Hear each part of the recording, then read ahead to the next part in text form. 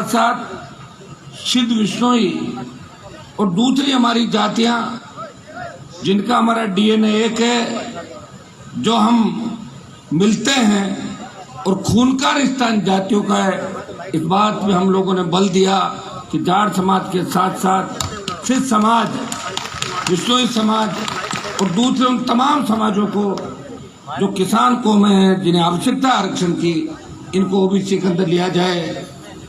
भाइयों, एक बहुत बड़ी मांग आती है जब भी राजस्थान के किसी कोने के अंदर जाते हैं, देश के किसी कोने में जाते हैं, सिद्ध समाज के बहुत से डेलीगेशन मिले और उन्होंने एक पीड़ा जाहिर की कि राजस्थान के अंदर तो आरक्षण मिल रहा है, लेकिन दिल्ली में सिद्ध समाज को केंद्र की नौकरियों के अंदर आरक्षण नहीं मिल रहा है। लोकसभा टीवी चलता है, आप भी देखते हैं, मंच पे भाषण देने में और पार्लियामेंट के अंदर बोलने में कितना जोर आता है। पार्लियामेंट के अंदर अगर सिद्ध समाज की आरक्षण की पैरवी केंद्र की नौकरियों में करी तो नागौर के सांसद ने 2 बार सिद्ध समाज को केंद्र की नौकरियों में आरक्षण की बात करी। और ये बात इसलिए भी करी कि मेरी जब राजनीतिक शुरुआत हुई थी 2003, 8, 13, 18, 19 के दौर के अंदर, तब आप लोगों ने दोनों हाथों से आशीर्वाद दिया। आप देखते हैं कि तेजाजी महाराज के साथ साथ जसनाथ जी का नारा भी हनुमान बेनीवाल हजारों सभाओं के अंदर लगाता है।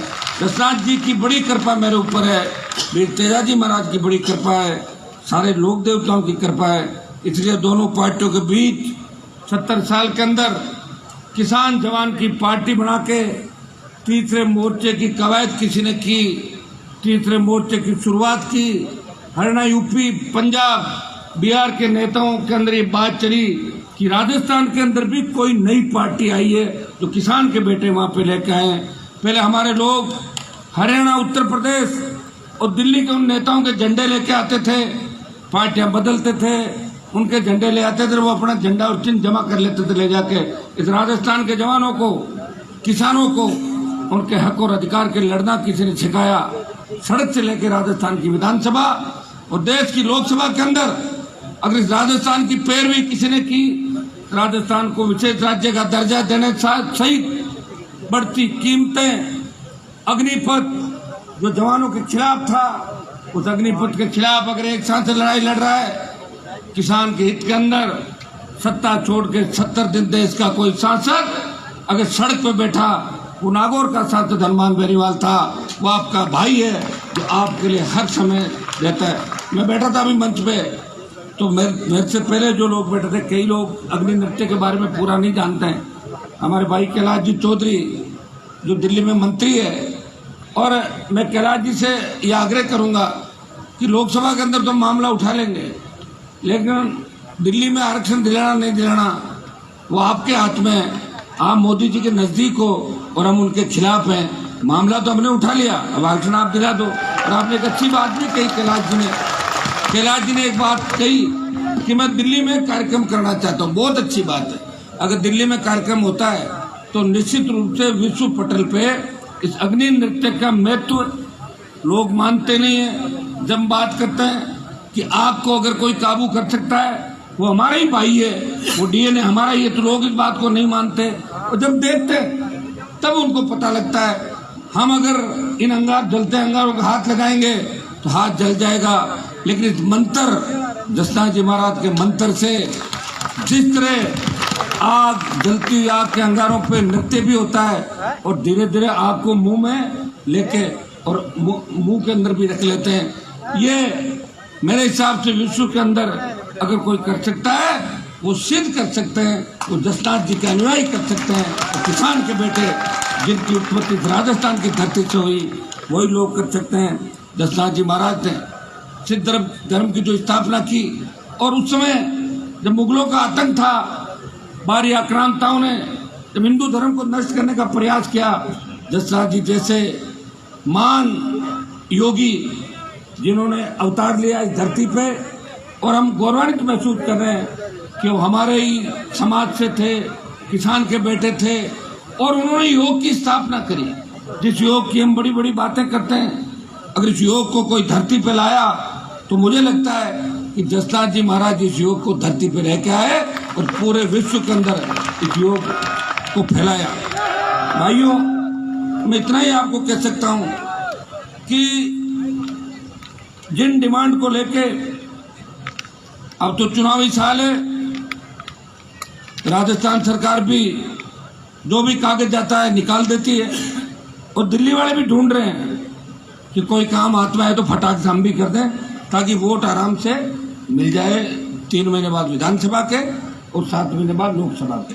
तो मैं जो आपकी डिमांड है, एक तो आपने डिमांड रखी है छात्रावास जयपुर के अंदर, तो बुढ़ानिया जी यहाँ बैठे हैं, मुख्यमंत्री जी आ रहे हैं क्या यहाँ पर कार्यक्रम आ रहा है मुख्यमंत्री? तो नहीं आ जाए तो अच्छी बात है, नहीं आए तो बुढ़ानी जी आप ही घोषणा कर दो सीएम की तरफ से, कोई दिक्कत वाली बात है। आज जो हो रहा है उसके जो कर दो, वो मना नहीं करेंगे तो घोषणा जो होगी वो पालना हो जाएगी। और मोदी जी की तरफ से दिल्ली की घोषणा तो कैलाश जी करेंगे, देखो भाई पट्टी तो हमारा यही कर रहे हैं वहाँ पे, तो ये करेंगे कैलाश जी।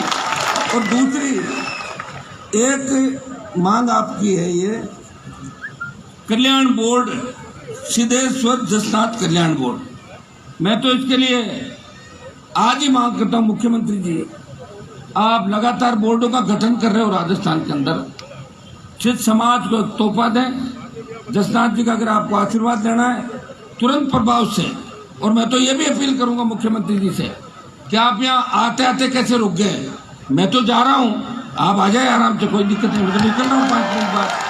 आना कहना और फिर नहीं आना, क्यों नहीं आना भाई? ये कोई राजनीतिक मंच थोड़ा ही है, या तो कांग्रेस के लोग भी बैठे हैं, बीजेपी के लोग बैठे हैं, पॉलिटिकल तीसरी पार्टी के, या सारा हमारा सामाजिक कार्यक्रम हम सब शादी ब्याह फंक्शन में सब जगह एक रहते हैं। तो मेरे हिसाब से तो मुख्यमंत्री जी शायद वापस प्रोग्राम बना सकते हैं, बस मैं अगले 5 मिनट में निकल जाऊं यहाँ से, हो जाएगा कार्यक्रम। और नहीं तो बुढ़ानिया जी टेलीफोन पर कंसर्न लेके वो घोषणाएं करेंगे, इन्होंने पहले भी पैरोकारी करी, आगे भी करेंगे। और मैं भी आपको विश्वास दिलाता इस मामले में कैलाश जी और हम सब मिलके कि राजस्थान की सरकार बोर्ड की घोषणा करे। ये आप आज से हमें देखोगे कि आपके हम लेटर भी लिखेंगे, बात भी करेंगे। जितनी हमारी राजनीतिक ताकत है वो पूरी ताकत सिद्ध समाज के सम्मान में, जसनाथ जी महाराज का आशीर्वाद हम सबको मिले, कैसे योग अग्नि और जो योग है ये कैसे आगे बढ़े। आज विश्व के अंदर जिस तरह योग से बीमारियां चली गई, योग से ऐसी लाइलाज बीमारियां जिनका कोई इलाज नहीं था योग के माध्यम से चली गई।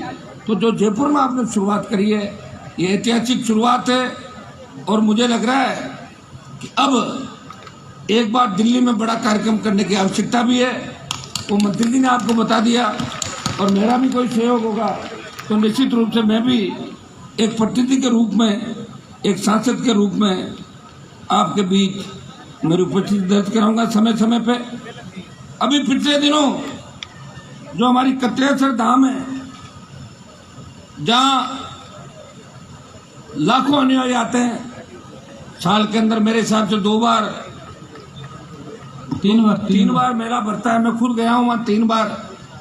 और जिस तरह मंदिर से चोरी हुई, हमने प्रयास किया, चोरी नहीं खुली। मैं आपको विश्वास दिलाता हूं, मुख्यमंत्री ने ज्ञापन दिया कि एक बार हम पूरा प्रयास करेंगे, चोर कोई से भी बिल में छुपे हो उनको ढूंढेंगे और जल्दी से जल्दी चोरी का पर्दाफाश कराएंगे, इस चोरी को खुलवाएंगे। ये विश्वास मैं आपको दिलाने आपको भी चाहूं। भाइयों, आज के कार्यक्रम के अंदर आपने साबित कर दिया कि खुद के साधनों से ये मांगेनाथ जी परेशान हो रहे थे कि स्टेडियम भरेगा कि नहीं भरेगा। मैंने कहा कैसे नहीं भरेगा, कल तक कह रहे थे वो भर जाएगा, नहीं भर जाएगा। हमारे वाले तैयारी बेटे साथ आ जाएंगे, आप और हम अलग नहीं, स्टेडियम का जयपुर को भर देंगे। तो आज जो हजारों लाखों की तादाद के अंदर आप यहाँ पे आए हो, आप यहाँ से वैसे तो सिद्ध जो मैंने आज के इस युग के अंदर देखा, आज के बदलते परिवेश के अंदर देखा कि सिद्ध समाज अच्छाइयों से भरा है, बहुत सी अच्छाइयाँ सिद्ध समाज के अंदर है और हम सबको इनसे अच्छाइयाँ लेनी चाहिए, अच्छाइयाँ प्राप्त करनी चाहिए। हमारे बच्चे मेहनत कर रहे हैं, आगे बढ़ रहे हैं। मैं कई दूसरे समाजों को देखता हूँ, उनसे तो बहुत आगे आप लोग, और हमें प्रेरणा आपसे लेनी चाहिए। और अग्नि को जो काबू कर सकता है वो कुछ भी कर सकता है। कैलाश जी ने पूरी बात आपको बताई थी कि किस तरह स्थापना से लेके किस तरह सिद्ध समाज ने विश्व के अंदर और देश के अंदर अपनी छाप छोड़ी। मैं आपको विश्वास दिलाता हूँ कि मैं जिस इलाके से विधायक बना, जहाँ से सांसद हूँ, वहाँ भी जसनाथ जी के अनुयायियों की बहुत बड़ी संख्या है। यहाँ उपस्थित हमारे छोटे भाई नोखा के विधायक बिहारी लाल बिश्नोई, इनके इलाके में भी बहुत बड़ी संख्या के अंदर है। हमारे मैया साहब डूंगरगढ़ के विधायक, इनके इलाके में भी बड़ी संख्या। लूणकरणसर से भाई सुमित गोदारा जी, डूंगरगढ़ के पूर्व विधायक मंगलाराम जी। यहाँ तमाम हर इलाके के अंदर संख्या कम ज्यादा हो सकती है, और कम आप मान ही क्यों रहे हो। अगर आपको कम लगे तो हमें जोड़ दिया करो आपके साथ, हम आपके तो भाई है, दूसरे थोड़े ही है। नहीं तो हम आपके लिए लड़ेंगे, पहले भी लड़ी है, आगे भी लड़ेंगे। मिलके हमें इस व्यवस्था को बदलना है। जसनाथ जी महाराज से मैं अरदास करता हूँ कि जिस तरह राजस्थान बर्बादी के कगार पर खड़ा है, एक जमाना हुआ करता था कि बच्चे राजस्थान उच्च न्यायालय में एडमिशन लेने के लिए सारा कुछ अपना छोड़ के इस राजस्थान में अपने बच्चों को पढ़ाने के लिए राजधानी के अंदर आते थे। आज अपनी सारी प्रॉपर्टियां बेच के वो जा रहे हैं, क्योंकि राजस्थान शांत नहीं रहा। अपराध के अंदर नंबर 1 आ गया राजस्थान, महिला उत्पीड़न के अंदर नंबर 1 आ गया। इसमें किसी एक सरकार की जिम्मेदारी नहीं है। 25 साल तक जो शासन राजस्थान के अंदर रहा, उनको मिलकर तय करना होगा कि आखिर इस राजस्थान बर्बादी के कगार पे कैसे आया। आज जवानों को भरोसा नहीं है अपने आप पे। एग्जाम देने से पहले फोन करते हैं कि भाई साहब पेपर आउट तो नहीं हो जाएगा। आउट हो तो नहीं गया 9:30 बजे तक सुबह वाली जो पारी होती है। और सेंट्रल हॉल के अंदर जब मुझे बिहार, यूपी, हरियाणा के सांसद ये पूछते हैं कि हनुमान जी हमारे यहाँ डिग्रियां तो फर्जी बंद हो गई, राजस्थान में डिग्री की रेट क्या है, तो इससे ज्यादा